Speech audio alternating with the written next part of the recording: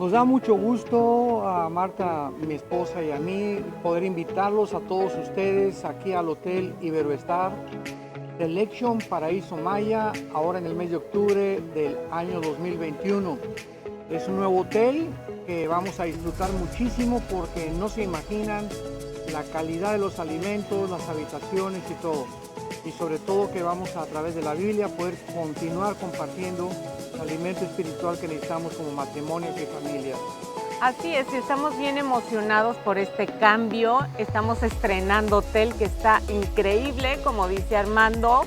Y también los años anteriores hemos sido testigos de los increíbles testimonios de matrimonios renovados, restaurados. Y estamos seguros que este año no va a ser la excepción. Así es que te animamos a que ya te puedas inscribir desde ahora para este 2021, que va a ser algo increíble. Estamos en nuevos comienzos y eso va a suceder con tu matrimonio. Así es que aquí los esperamos. Los esperamos.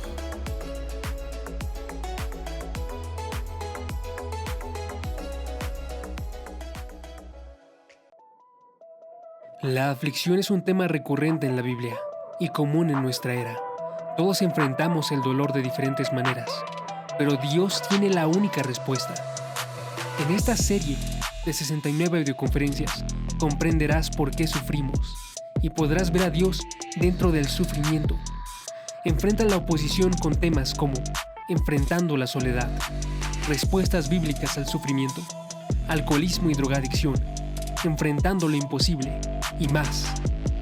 Obtén la sabiduría bíblica para enfrentar todo tipo de pruebas en este set de 69 audioconferencias con el Dr. Armando Alducin, enfrentando la adversidad. El Dr. Armando Alducin presenta Tomo 5 del Antiguo Testamento. Sumérgete en las profundidades del conocimiento de Dios en un set de 81 audioconferencias con el Dr. Armando Alducin, en las cuales observaremos los libros de Daniel, Isaías, Lamentaciones, Oseas y Amós. Conoceremos la vida del pueblo de Israel antes del exilio y durante su habitación en Babilonia, y veremos la corrupción de las naciones en contra de Dios, y un Dios misericordioso que tiene grandes promesas de esperanza para el futuro, con temas como pecados de naciones paganas, profecías del fin, síntomas de decadencia espiritual y la futura esperanza del mundo. 81 audioconferencias del Dr. Armando Alducin.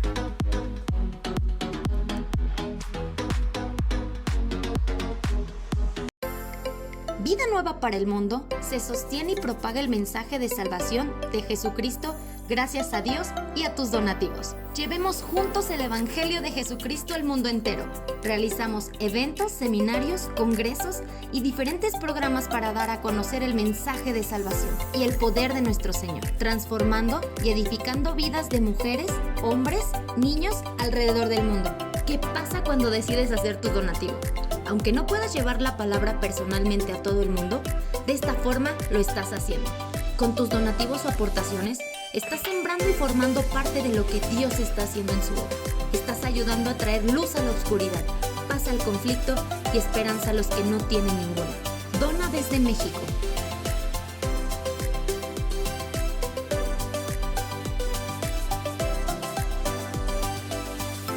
Dona desde Estados Unidos.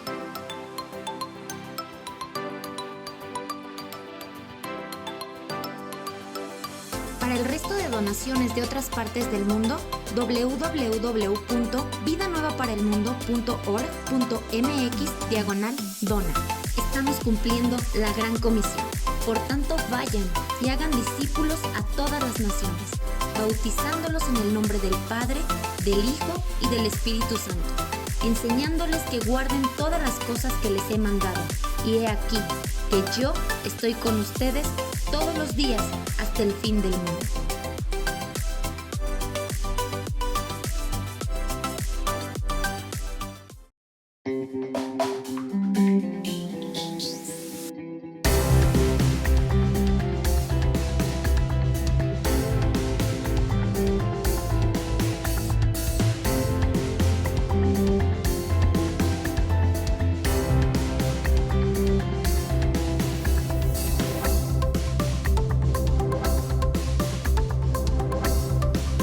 porque en la cruz Jesús era un verdadero guiñapo humano.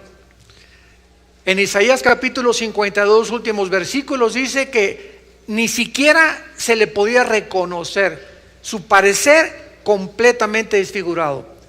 De los golpes de los romanos, de los latigazos, la corona de espinas, ¿verdad?, que le pusieron en la cabeza. Ustedes saben que las espinas era un símbolo de maldición. En el capítulo 3 de Apocalipsis, de Génesis, dice la Biblia que cuando Adán pecó, comenzaron las espinas, las flores no tenían espinas, los leones no tenían ferocidad. Cambió la genética completamente, podríamos decir, el ADN de toda la creación de Dios. Se infectó la creación de Dios a nuestro alrededor por nosotros, por los seres humanos. Y esta es la razón por la cual el mundo se encuentra ahorita como se encuentra.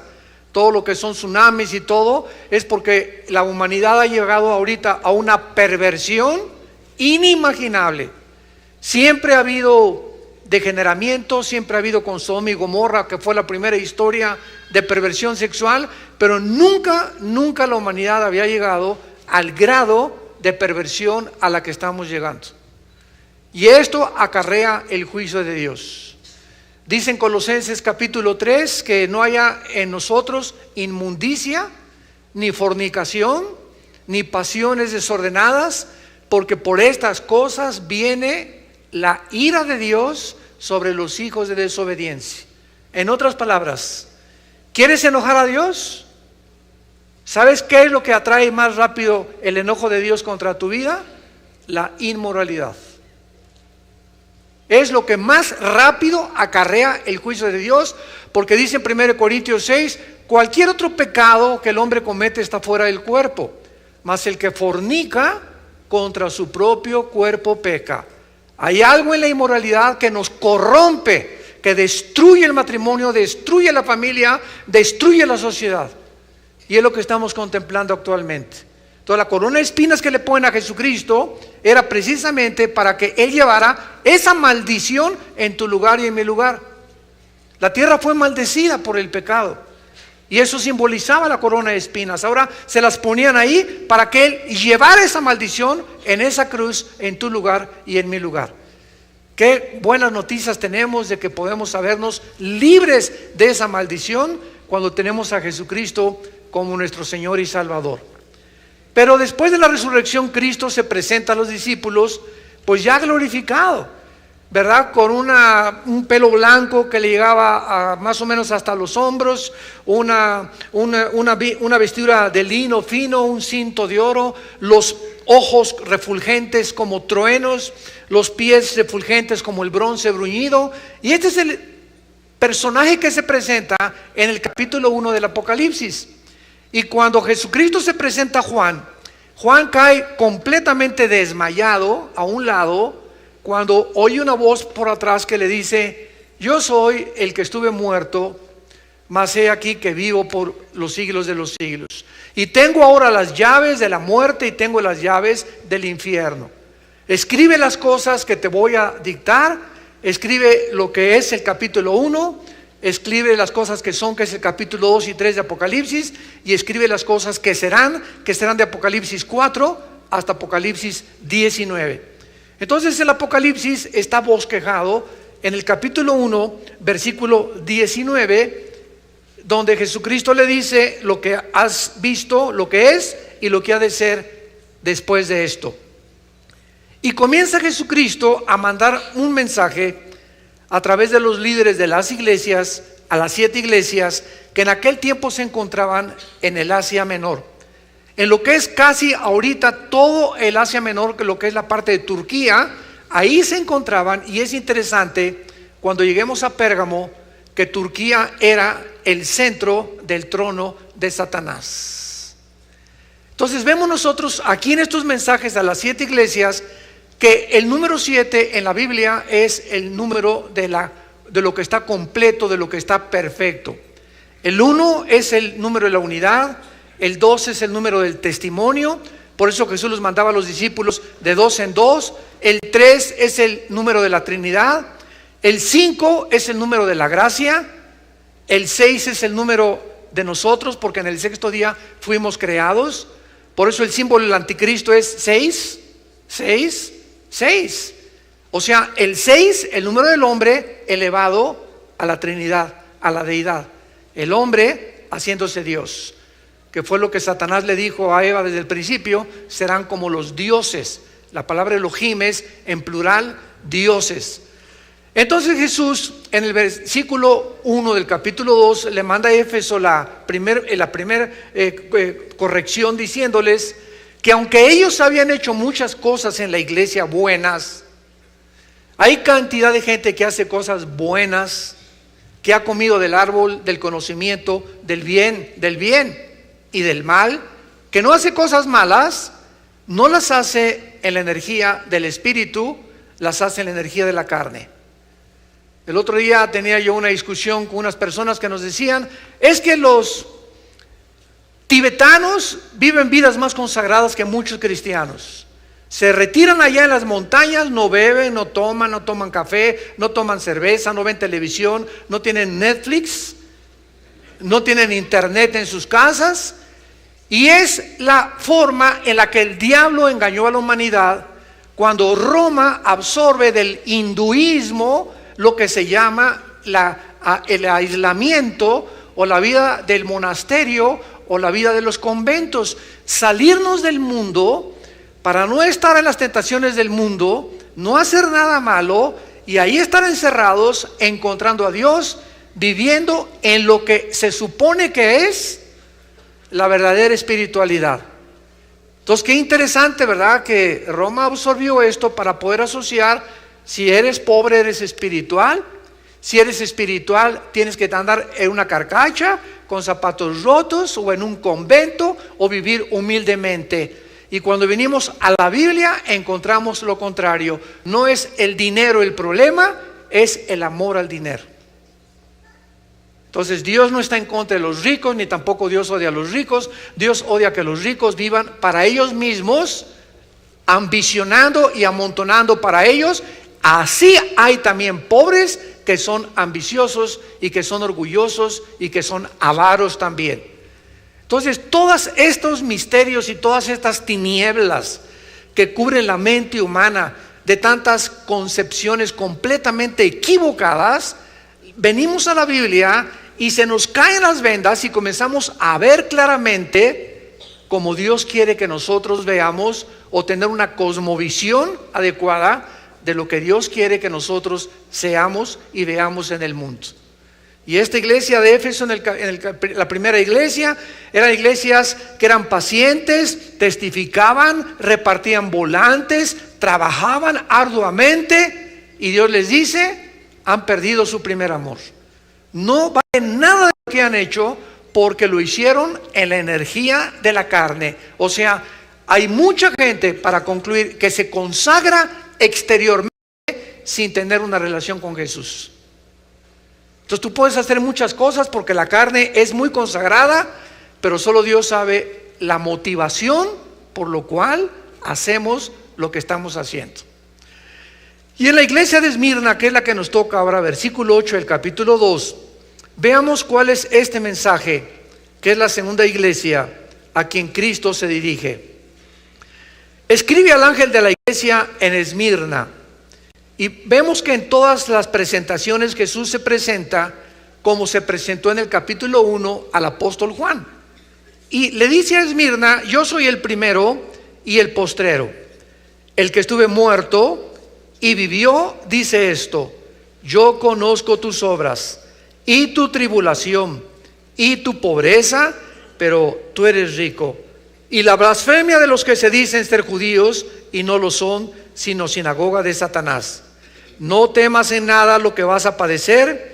Y aquí echará a algunos de vosotros en la cárcel, para que seáis probados, y tendréis tribulación por 10 días.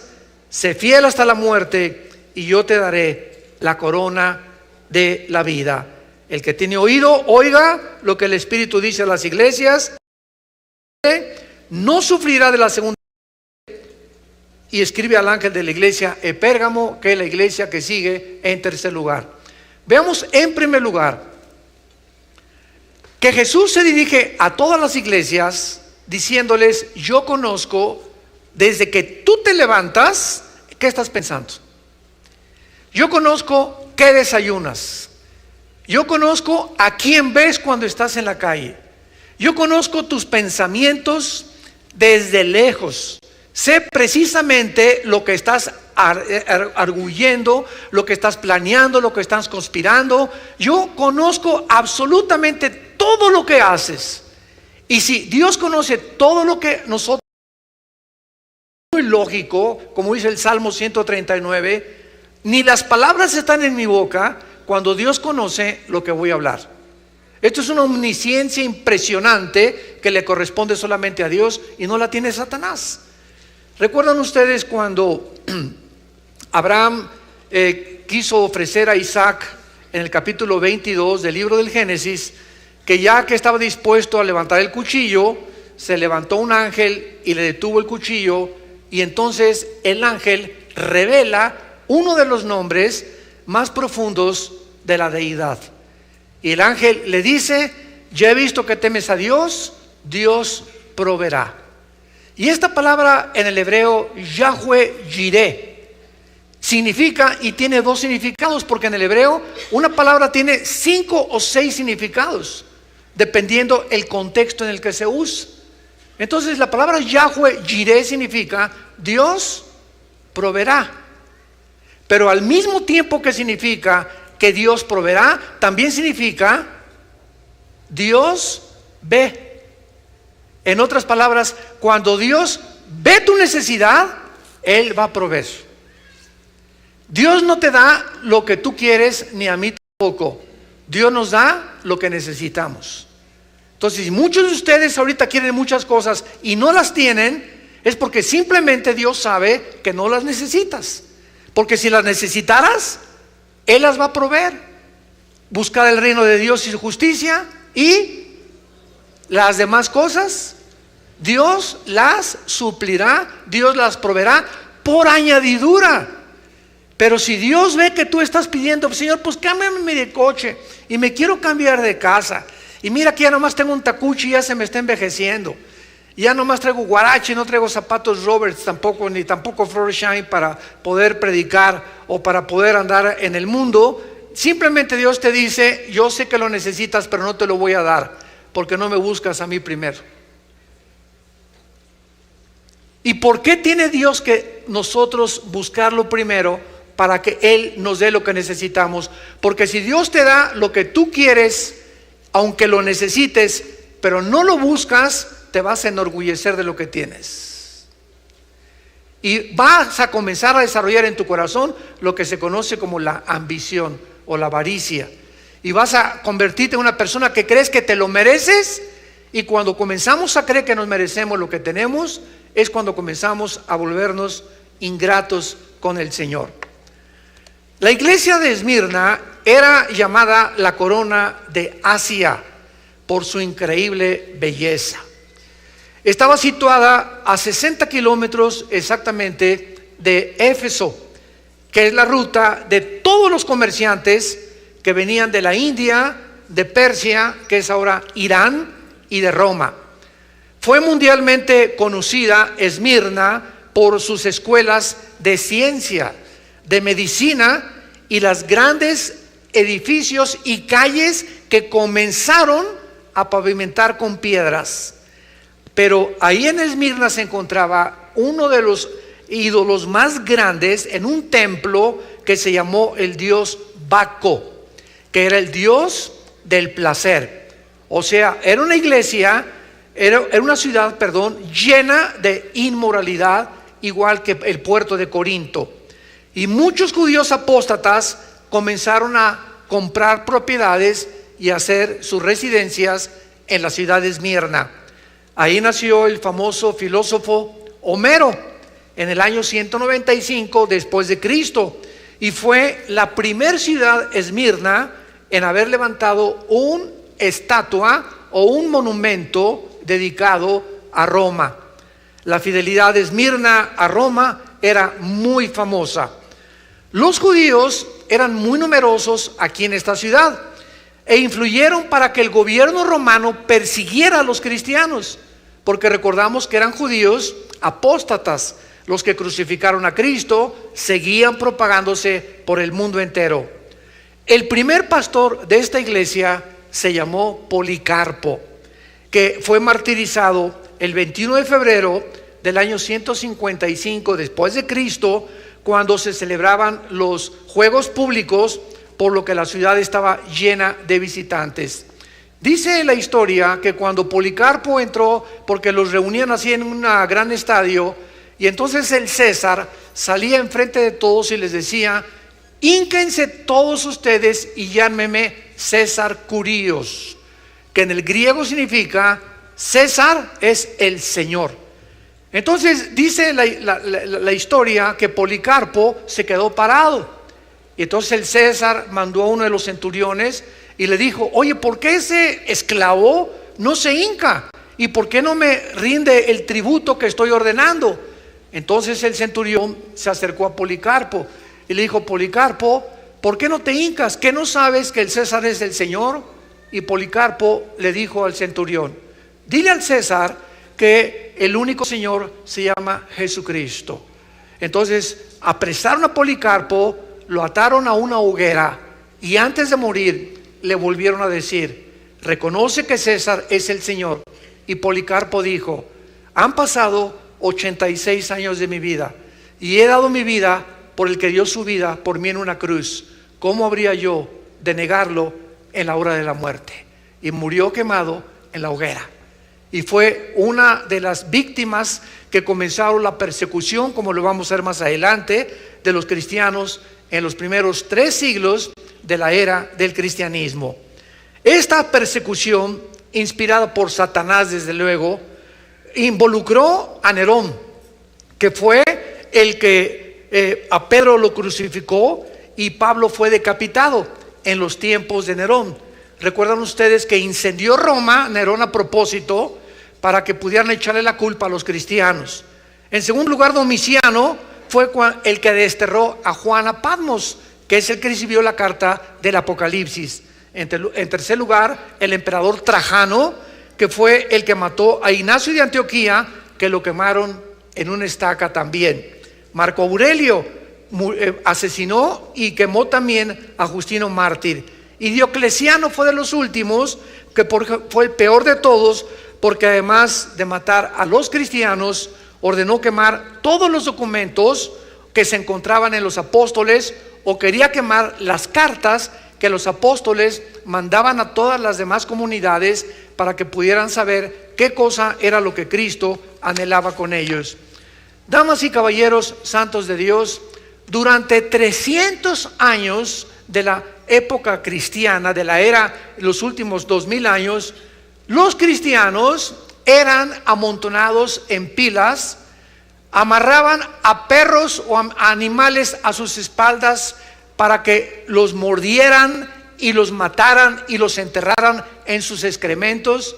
Los metían en cárceles atados con cadenas, un muerto con uno vivo, para que el muerto comunicara la peste al otro y para que en sus orines y en su excremento murieran. Los colgaron públicamente, a otros los echaron a los leones.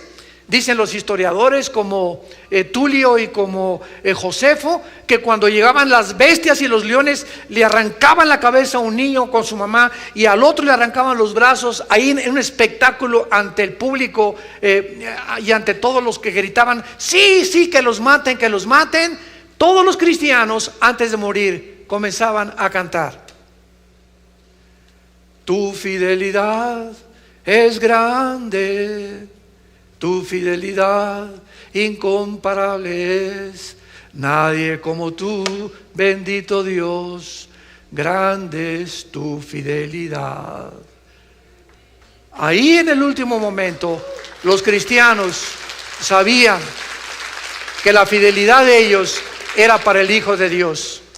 ¿Cuántos de nosotros en el siglo XXI se avergüenzan de ser cristianos y de dar testimonio en su trabajo, en su bufete, en el hospital, en tu taller, ante tu familia, y además hasta esconden la Biblia en el avión para que no sepan que la vienen leyendo. Si nosotros no somos capaces de dar testimonio y de vivir para Cristo, tampoco estaremos preparados para morir por Él. Y Dios conoce a esas personas que lo han negado públicamente, que se han avergonzado de Él, y esto es precisamente el consejo que el apóstol Pablo le dio a su discípulo Timoteo en su segunda carta, versículo 8 en adelante: porque no nos ha dado Dios espíritu de cobardía. Antes de que fuéramos cristianos éramos cobardes. Tengo miedo de mi esposo, tengo miedo de mi esposa, tengo miedo de mi jefe de mi trabajo, tengo miedo del gobierno, tengo miedo que mi esposo se muera y yo no tenga ni seguro social, hermano. Tengo miedo de esto. Estábamos llenos de temores, le teníamos miedo al mundo, miedo a la gente, de lo que va a pasar. Miedo a mi suegra, miedo a mi compadre, miedo a mis propios familiares. Y cuando el Espíritu Santo viene a nuestras vidas, es precisamente para erradicar ese temor y sacarlo fuera de nosotros. No nos ha dado Dios un espíritu de cobardía. El Espíritu Santo entra en nuestra vida para enfrentarnos a un mundo hostil a nosotros. Y muchas veces la misma persecución comienza en nuestra propia familia. No ha habido ninguna persona que se haya convertido que no haya sido perseguido por su propia familia. En nuestra familia principalmente recuerdo cuando mi hermano Alejandro se convirtió, él fue el primero. Inmediatamente: ya te cambiaste de religión. Yo fui el primero en perseguir a mi hermano. Es más, un día estuvo hasta dispuesto. Llegó con 2 o 3 cristianos. Yo andaba con una pistola Brownie 9 milímetros desde los 15 años aquí atrás de mi pantalón. Se la puse a mi hermano y a los cristianos y les dije: si ustedes llegan a mi casa otra vez, los mato. Así de enchamucado estaba yo. El gadareno era Pinocho comparado. Y mi hermano, me acuerdo que sudando y viéndome, ¿verdad? Mi hermano Alejandro, que es el director ahorita de ITI, me dijo: así me lo dijo, ¿verdad? Si tú mantienes esa actitud, hermano, te vas a ir al infierno. Dije: no me voy a la misión del infierno. Pero después, cuando Dios me toca, me convierto yo. Después vienen mis hermanas. Y ahorita, gracias a Dios, mamá, que tiene 92 años, fue la última en convertirse. Pero Dios alcanza a toda tu familia si tú aguantas la persecución. Si no te acobardas, porque no nos ha dado Dios espíritu de cobardía. Y lo dice la Biblia, es un espíritu de poder. Es un espíritu de amor, de compasión por los demás y de dominio, donde necesitamos comenzar a gobernarnos a nosotros mismos. Gobernar nuestra ira, gobernar nuestra idea de venganza, nuestra amargura. Si no nos gobernamos a nosotros mismos en todas esas cosas que nos hacen daño, no vamos a poder manifestar ni comunicar el amor de Cristo a los demás. Y le dice Pablo a Timoteo: por tanto, no te avergüences de dar testimonio de nuestro Señor, ni de mí preso suyo, sino participa de las aflicciones por el Evangelio según el poder de Dios. Recuerden ustedes, dice Filipenses, Dios nos llamó no solamente a creer en Él, sino también a sufrir por Él. Y el sufrimiento comienza en la casa, con la familia. Ahí comienza.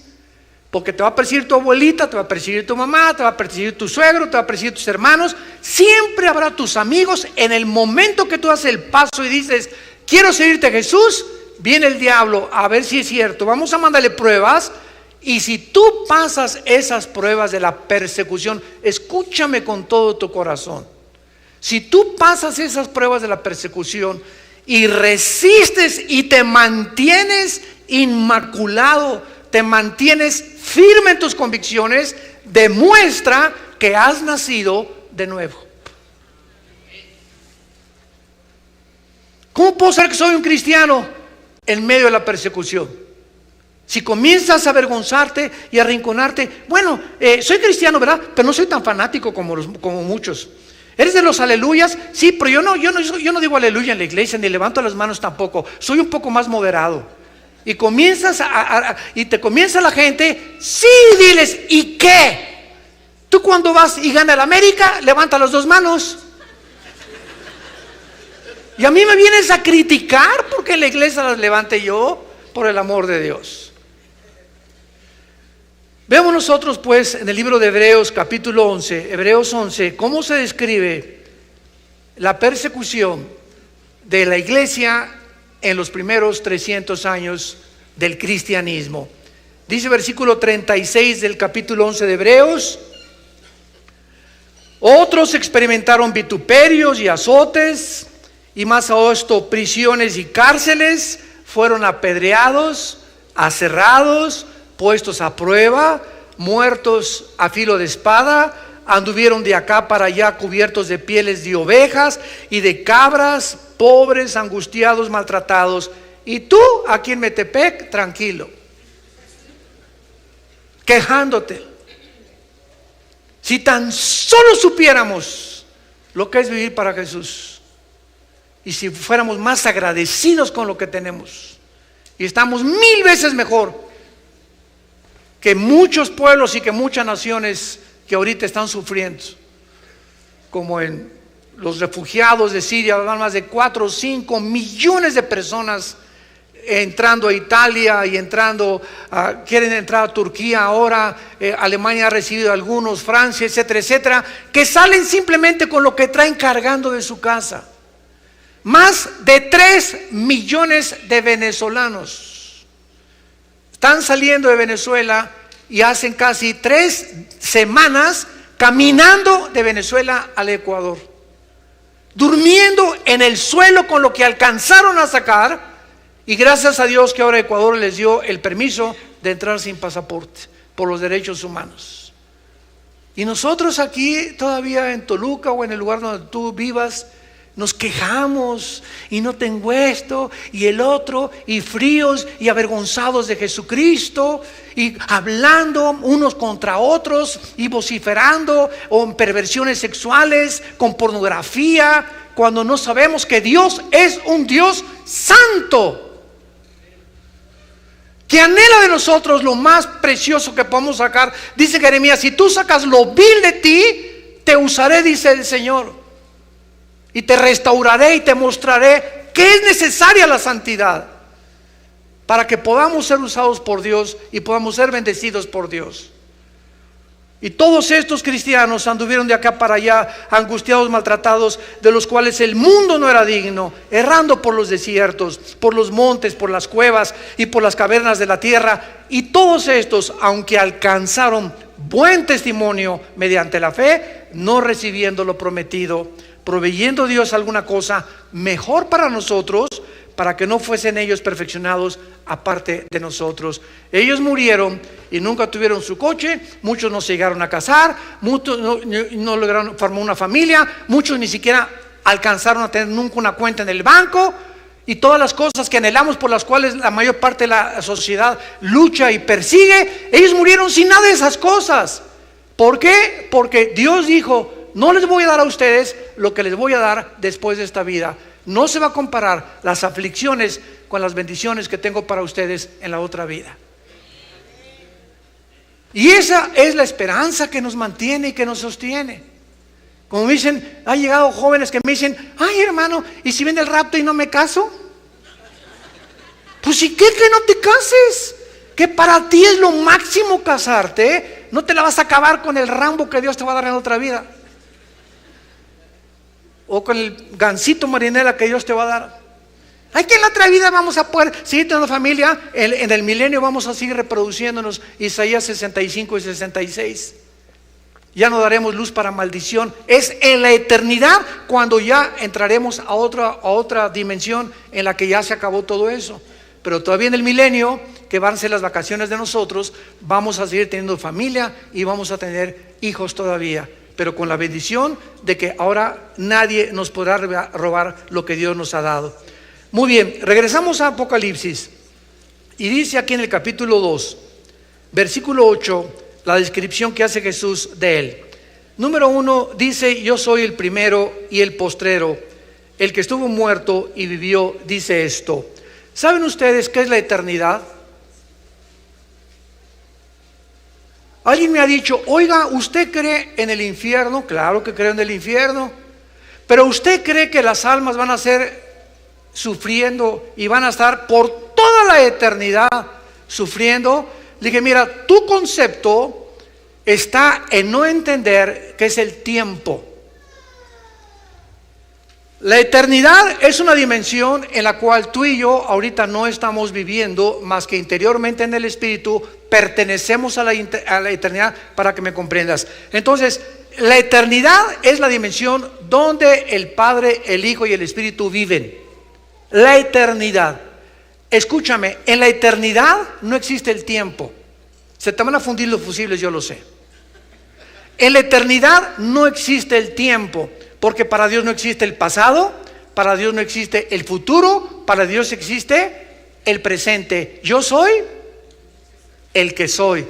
Así se reveló Dios a su pueblo, porque para Él es hoy. Él es el que es y el que siempre será. Ahora muy bien, en la eternidad Dios introdujo el tiempo. Génesis 1, versículo 1. En el principio, ¿qué principio? En el principio del tiempo, del espacio y de la materia. Apúntalo. Y ahí comenzó el tiempo, ahí comenzó el espacio y ahí comenzó la materia. Y estos tres elementos que forman las cuatro dimensiones en las que nosotros vivimos fueron corroboradas hasta el siglo XX por Alberto Einstein, con su famosa fórmula E igual a mc al cuadrado. La energía es igual a la masa por la velocidad de la luz al cuadrado. Entonces, esta fórmula de Einstein corroboró que efectivamente era necesario el tiempo incluirlo en el espacio y la materia, tal como la Biblia lo enseñó hace cientos de siglos. Ahora muy bien, este tiempo en el que tú vives va a tener un fin. Y este fin está en Apocalipsis capítulo 21, cuando se acabe el milenio. Ahorita estamos en la época de la iglesia. Después siguen los 7 años de la tribulación, que ya no vamos a estar aquí. Después viene la segunda venida de Cristo con un milenio, que es las vacaciones del cristiano. Al final del milenio, Satanás sale de su prisión, organiza la última rebelión, Apocalipsis 20. Viene el juicio del gran trono blanco, versículo 11 al 15, Apocalipsis 20. Y después del milenio, porque en el milenio va a haber muerte, en el milenio va a haber pecado, hasta el capítulo 22 del Apocalipsis, dice la Biblia, y ya no habrá maldición, porque la muerte entró como la maldición, por lo cual nos rebelamos contra Dios. La muerte es una consecuencia de la naturaleza humana rebelde contra su Creador. Entonces, hasta el capítulo 22 entramos a la Nueva Jerusalén, que va a bajar del cielo. La Nueva Jerusalén no va a bajar en el milenio. En el milenio vamos a vivir en la tierra, labrando como en el huerto del Edén. Pero en el capítulo 22, en la eternidad, baja la Nueva Jerusalén y vamos a vivir dentro de la Nueva Jerusalén, todos los cristianos y el Antiguo Testamento, los santos del Antiguo Testamento. Y ahí entramos a la eternidad. Entonces, cuando hablamos nosotros que una alma va a sufrir por los siglos de los siglos, creemos que el tiempo es así. El tiempo comenzó y va a sufrir por los siglos de los siglos de los siglos. Para nosotros la eternidad es esto. Y estamos equivocados, porque esa no es la eternidad, ese es el tiempo. La eternidad no está en el tiempo. Cuando venga Cristo, desaparece el tiempo. Así que lo más lógico y probable, ¿verdad?, es que esas almas condenadas en el infierno, condenadas en el lago de fuego, van a llegar al momento en el que Dios decidirá qué hacer con ellas, pero pasarán el lago de fuego. Pero no es por los siglos de los siglos de los siglos, porque los siglos de los siglos de los siglos se acaba cuando termina el tiempo. ¿Aprendieron algo? En 6 meses lo vas a entender. Bueno, cuando Jesús dice yo soy el primero y yo soy el último, Jesús está diciendo yo soy el que inicia tu vida, yo soy el que termina tu vida. El que comenzó la obra la terminará. Él es el autor y el consumador de la fe. Él es el primero desde el principio que inició el tiempo, porque Él es eterno y entra al tiempo el Hijo de Dios para manifestarse con nosotros, y Él es el último. Ahora síganme con mucho cuidado. Si Jesucristo es el primero y todo lo que ha pasado en el Antiguo Testamento se ha cumplido, sobre todo en el siglo XX, y Jesucristo es el último, ¿dónde estamos nosotros? ¿Perdón? Estamos aquí. si Él es el primero y Él es el último, y todavía no llegamos a lo último, estamos aquí. Ahora muy bien, si Él dice que Él es el primero y el que murió y venció la muerte y ha resucitado, y ahora nosotros nos encontramos aquí, estamos mirando hacia la cruz, hacia el pasado, y estamos mirando al Jesús que viene por nosotros, porque si Él resucitó en el pasado y Él es también el último, eso significa que nosotros también volveremos a vivir con Él. Que lo que Él dijo del futuro es igual de cierto que lo que Él dijo del pasado. Entonces es maravilloso como Él se revela a esta iglesia, que esta iglesia es la única, esta Esmirna, con otra iglesia que no les llama al arrepentimiento. Y veamos por qué. Dice el versículo 9, yo conozco tus obras y conozco tu tribulación y tu pobreza, pero tú eres rico, y la blasfemia de los que se dicen ser judíos y no lo son. En primer lugar, esta iglesia era una iglesia atribulada, perseguida y además pobre.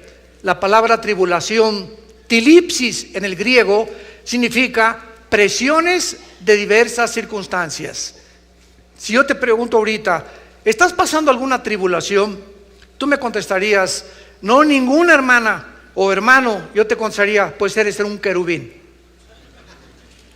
Porque no hay ningún ser humano que tú le puedas preguntar que no tiene alguna presión de alguna índole en su vida, en la vida que nosotros estamos atravesando. Estamos en un mundo así, estamos en medio, y es un mundo que nos quiere apretar, y primero traiciones, persecuciones, hablan mal de ti, te maldicen, pornografía, inmoralidad. Es como un imán que nos jala el mundo y nos quiere sacar de este libro, y si nos despegamos de este libro ya estamos en el mundo y ya no tenemos el poder del Espíritu Santo para poder resistir. Unidos a la palabra y unidos a Jesús todos los días, el mundo no tiene influencia sobre nosotros. En otras palabras, si tu condición interna espiritual está blindada, si interiormente tú tienes todos los días comunión con Jesús y estás cerca de su palabra, te blindas internamente para que la presión de afuera no entre a ti. Pero si tú dejas de tener contacto con este libro y con el Señor Jesucristo todos los días, ¿qué es lo que va a pasar?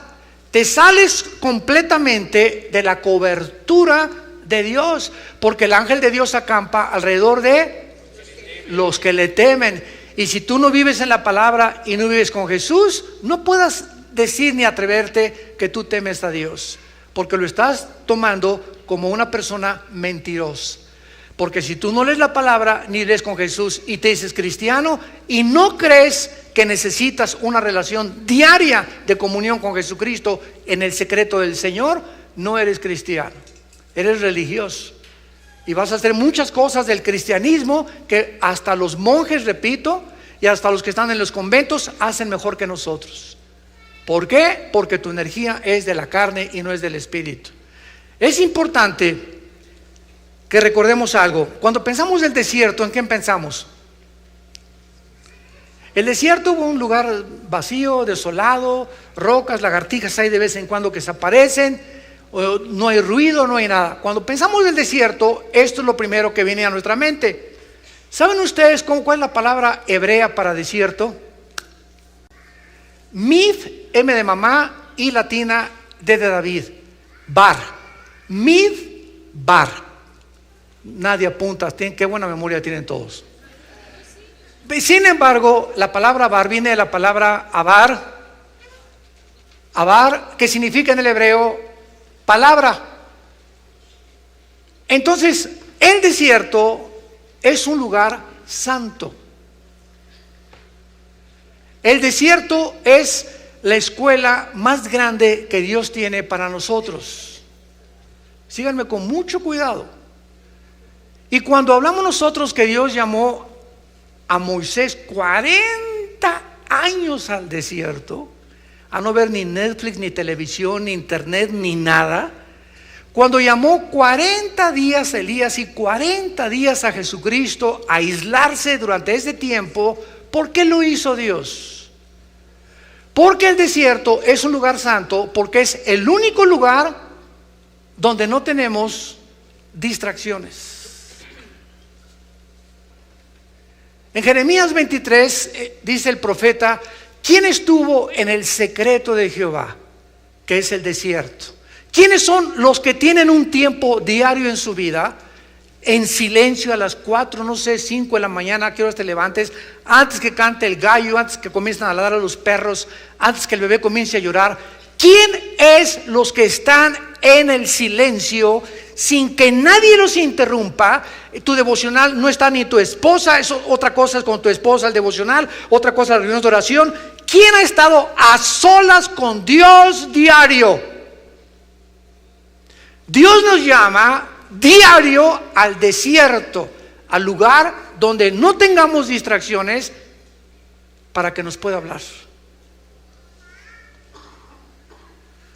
Dice Jeremías 23: ¿y quién oyó y vio su palabra? Porque es ahí, en el silencio, sin distracciones, en la mañana, en la madrugada, cuando Jesús, Marcos 1:35, se levantaba antes de que comenzara a roncar Pedro, antes que la gente comenzara a hablarle: hermanito pastor, se está muriendo mi gato, por favor ore por él. Ahí en la madrugada, antes de que tengamos todo lo que nos va a enfrentar el día, pasar a tiempo a solas con Dios. De mañana me levantaré y oiré tu voz, dice el Salmo 5. Y vemos durante toda la Biblia, todos los grandes hombres de Dios y las mujeres de Dios se levantaban temprano, tenían un tiempo en el desierto con Dios, porque ahí es donde Dios te va a hablar. Pero ahora, ¿saben lo que ha hecho la iglesia del siglo XXI? Hemos dejado esto, el tiempo con Dios, y llegamos: hermano, póngame su mano y deme otra unción, túmbeme al suelo, os quiero sentir, y comienzo así como el Espíritu Santo para saber que tengo a Dios. Y si no me pasa algo y no me siento y no me caigo al suelo, no puedo experimentar ni comprobar que tengo al Espíritu Santo. Hemos sustituido el desierto por el misticismo. Queremos experimentar afuera de nosotros a Dios, y Dios se manifiesta de dentro hacia afuera, no de afuera hacia adentro. ¿Quieres experimentar a Dios? En la mañana vete al desierto, reclúyete con Él, y ahí en tu corazón, porque lo tienes dentro del Espíritu Santo, Dios te va a hablar a través de su palabra, Dios te va a sensibilizar a través de su palabra, y tú vas a blindarte interiormente para enfrentar el mundo, tu oficio, tu taller, tu hospital, tu bufete de abogados, el empleo que tengas como maestro o con lo que sea, y podrás enfrentar al mundo, y el mundo no tendrá influencia sobre tu vida interior, porque eres un guerrero, una guerrera de Dios. Solo escuchen esto: estos cristianos van a sobrevivir. Nunca en la historia, jamás, nadie había estado con tantas presiones como la iglesia actual. La que estamos hablando del primer siglo y segundo de la era cristiana fueron persecuciones de morir, pero nosotros son persecuciones mentales. Estamos siendo presionados por millones de demonios. El Espíritu dice claramente que en los últimos tiempos muchos apostatarán de la fe, escuchando doctrinas de demonios en los últimos tiempos, que son los tiempos que estamos viviendo. Y ahorita están los demonios hablándonos, a un amigo que te hable a tu oído, una muchacha que te hable a tu oído, que sea contrario a la palabra de Dios. Reconócelo, son demonios hablándote a través de los seres humanos. Recordemos algo: los ángeles toman apariencia humana. Y hay cantidad de personas que nos rodean que no son humanos, son ángeles del mal.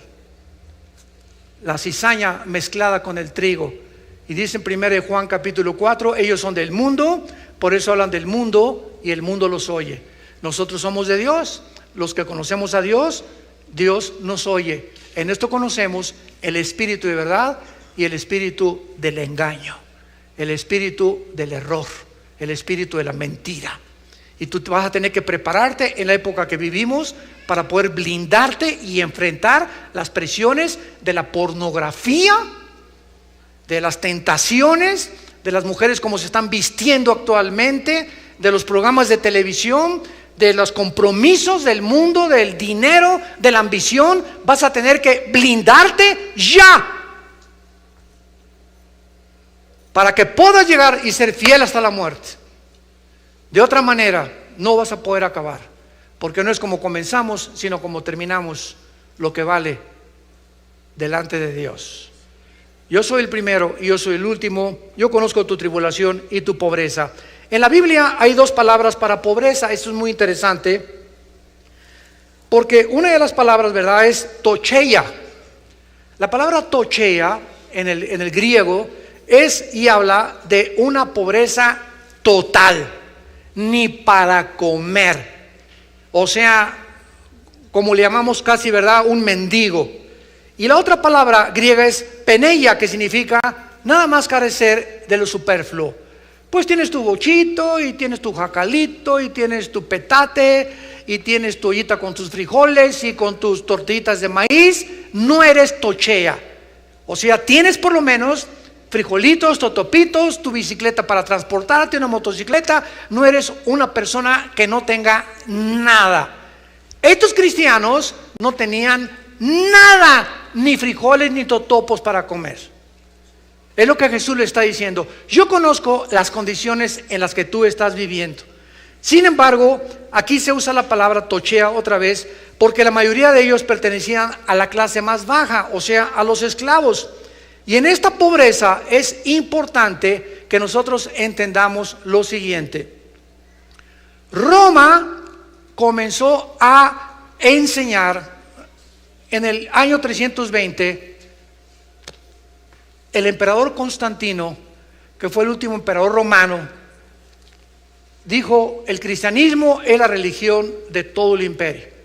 Se acabaron las persecuciones, se acabó el circo romano, se acabó los 3 siglos de persecución contra los cristianos. Sin embargo, se acabó la persecución, y entonces Constantino le entregó el poder, y Constantino nombró a un pontífice. ¿Quién es un pontífice? La palabra pontífice significa constructor de puentes. Alguien que ya no políticamente, sino religiosamente, decimos en México, es la misma gata, pero revolcada. Entonces, vean esto: el gobierno político romano deja de ejercer el poder político y se convierte en un poder religioso, y a través de la religión, Roma durante los últimos 18 siglos manejó, gobernó y controló la política de Europa. Ninguno de los reyes, ninguno de los gobernantes de Europa ni siquiera se podía casar sin el permiso del Vaticano. Entonces, durante todo este tiempo, la Biblia se cierra. Se cerró la Biblia, y hasta 1961 apuntan todas estas fechas. A mí no me digas nada ni te enojes conmigo. Yo nada más te comunico lo que la historia dice. En cualquier parte lo puedes encontrar. Hasta 1961, el Papa, que ha sido de los mejores de Roma, Juan XXIII, uno gordito con una cara muy simpática, abre la Biblia, y cuando abre la Biblia comienza: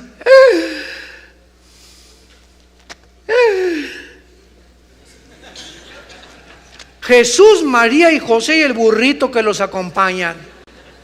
Juan 23 descubre que dentro de la tradición romana se introdujeron 36 herejías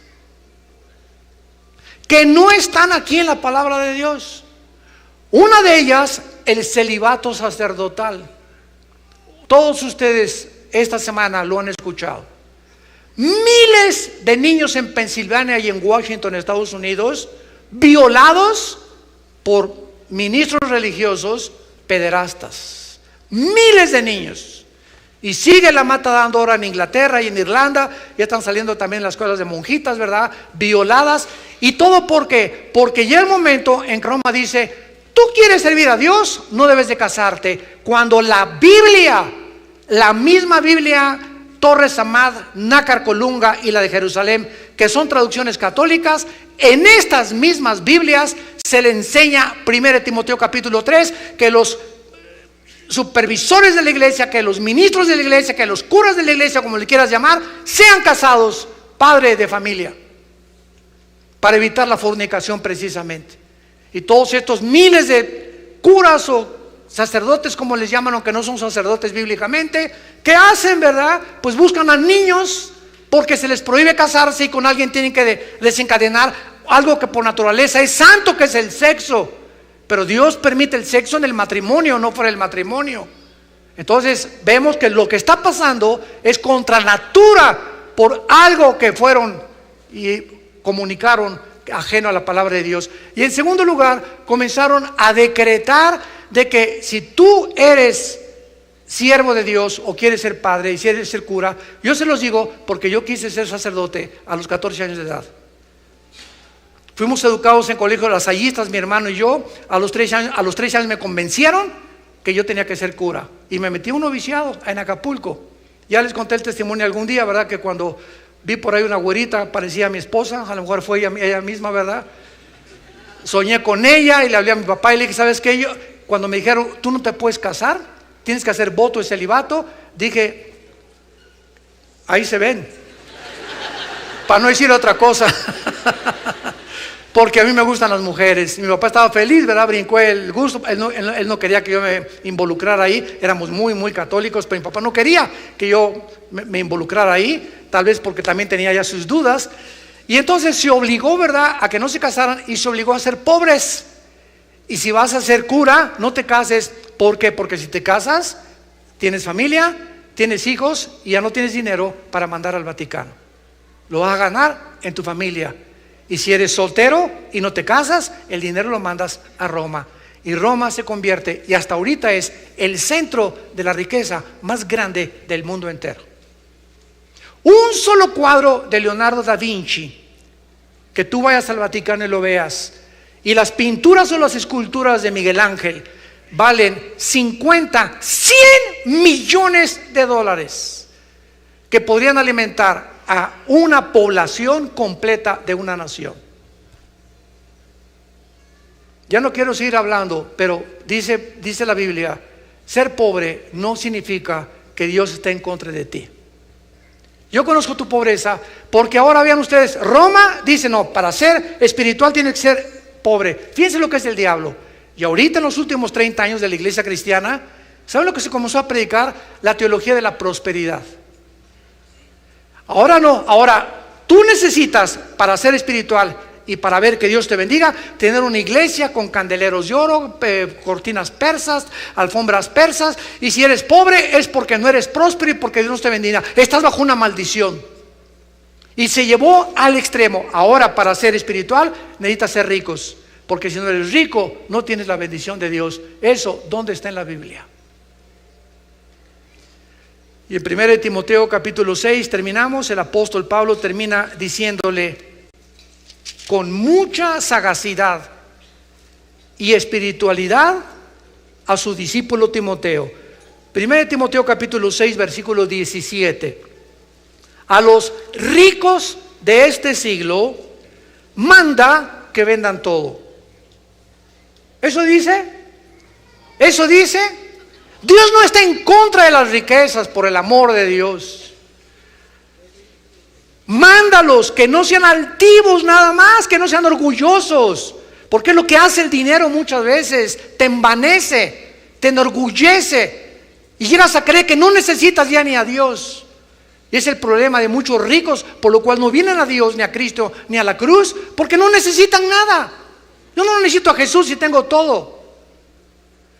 Este es el problema, pero no es el dinero, es el amor que le tienen a las riquezas, que no sean altivos, ni pongan la esperanza en las riquezas, las cuales son inciertas, sino en el Dios vivo que nos da todas las cosas en abundancia para que las disfrutemos. Si tienes un Ferrari el lunes y un Lamborghini el martes y un Bentley el miércoles y un Corvette el jueves, ¿no está contigo Dios? Ni los pobres también, esos ricos tienen la culpa, que fue la teología del evangelio y del comunismo que se propagó en Latinoamérica, esos imperialistas yanquis, y por la envidia de los ricos nosotros estamos así. No es cierto, no fue así, es una mentira del diablo. Entonces no tenemos por qué, eso fue lo que Marx creyó, derribemos a la clase de la burguesía y el proletariado podrá repartir las riquezas, y cuando los pobres alcanzan ese puesto y derriban a los que creen ricos, echándole la culpa que su pobreza es por esos ricos que están después de ellos, repiten el mismo error, porque el problema no es el dinero, es el corazón del hombre. Y esto es lo que la Biblia nos da: ecuanimidad, equilibrio en las cosas que nos deben de gobernar, para que nos convirtamos en luz y lo anunciemos al mundo, a los diputados, a los gobiernos, a las familias, a los médicos, a los abogados, a los científicos, a la persona que se enfrente, porque la Biblia hace pedazos todos los sistemas de filosofía que el mundo ha inventado. Padre, te damos gracias en esta mañana por tu palabra. Te damos gracias, Señor, porque tú eres el primero y tú eres el último. Tú conoces el principio y conoces el fin, y tú estuviste muerto. Y estos cristianos de esta iglesia de Esmirna les animó que tú les dijeras eso, que aunque los mataran en el circo romano, aunque hicieran de sus cuerpos teas ardiendo, aunque los enterraran en su excremento y en su orín, encadenados, comidos por las mismas ratas,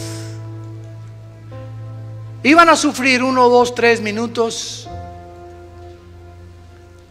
y en segundos todo se había acabado. Estarían enfrente de ti, oyendo las palabras: vengan benditos a mi reino que les he preparado desde la fundación del mundo. Por cuanto has sido fiel hasta la muerte, te daré la corona de la vida. No temas, yo soy tu Dios que te esfuerzo, yo soy tu Dios que nunca te dejaré, nunca te abandonaré, siempre estaré contigo. Y aunque andes en valle de sombras y de muerte, en medio de un mundo de lobos, que es el mundo donde vivimos, no tengas temor de nadie ni de nada, porque yo estoy contigo. Y mayor es el que está dentro de nosotros que el que está en el mundo. A ti, Jesús, te adoramos. Tu fidelidad es por todas las generaciones. Nada nos falta porque todo provees. Tú eres fiel y tú buscas que entendamos que la corta vida que nos has dado es para conocerte, porque esta es la vida eterna, que te conozcamos a ti, al único Dios vivo y verdadero. En esta mañana extendemos una invitación a todos los que nos ven por la televisión, nos escuchan por las redes sociales, a que si tú no tienes a Jesucristo en tu vida, o muchos de ustedes que se han dicho cristianos, inclusive asisten a muchas iglesias cristianas, pero no tienes una relación con Cristo, has negado a Jesús, te has avergonzado de Él con tus amigos, con tus amigas, en el lugar de tu trabajo, que te arrepientas.